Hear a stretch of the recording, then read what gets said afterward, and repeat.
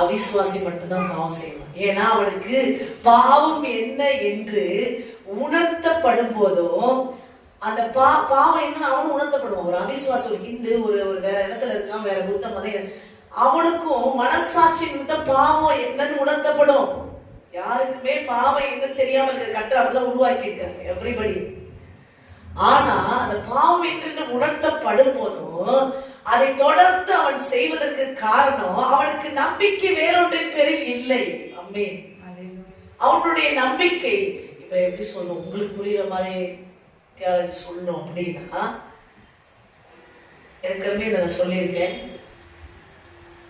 இப்ப ஒரு அவிசுவாசி, கடவுளை அறியாதவன், அவனுக்கு பசி உண்டாயிற்று, பயங்கர பசி, 4 நாள் சாப்பிடாம இருக்கான்.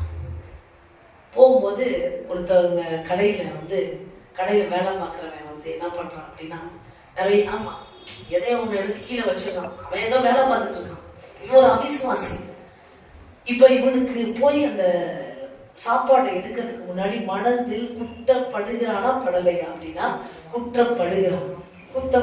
எல்லாம் மனசாட்சி நிமித்தம் அவன் குற்றப்படுகிறான். ஆனாலும் அவன் அதை வேகமா எடுத்துறான். அல்லேலூயா. அந்த இடத்துல திருட்டு என்ற ஒரு பாவத்தை செய்கிறான். அல்லேலூயா.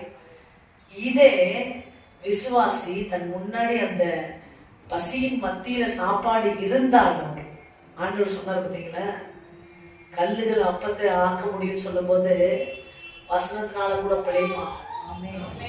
அல்லேலூயா. இயேசு கிறிஸ்து சொன்னார் பார்த்தீங்களா, அல்லேலூயா.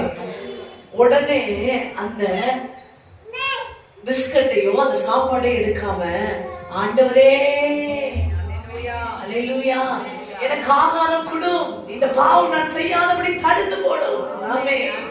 இவன் தான் விசுவாசி. அப்ப அவன் விசுவாசியா இருக்கிறதுனால பாவம் கண்ணு முன்னாடி வைக்கப்பட்டோம், அவன் அதை செய்யாமல் ஆண்டவரை கூப்பிடுகிறான். அப்ப நல்ல விசுவாசி பாவம் செய்ய மாட்டான். அப்ப உன்னை பாவம் செய்யாமல் தடுக்கிறது விசுவாசமே. ஹல்லேலூயா. அந்த பாவத்தை செய்யாம இருக்க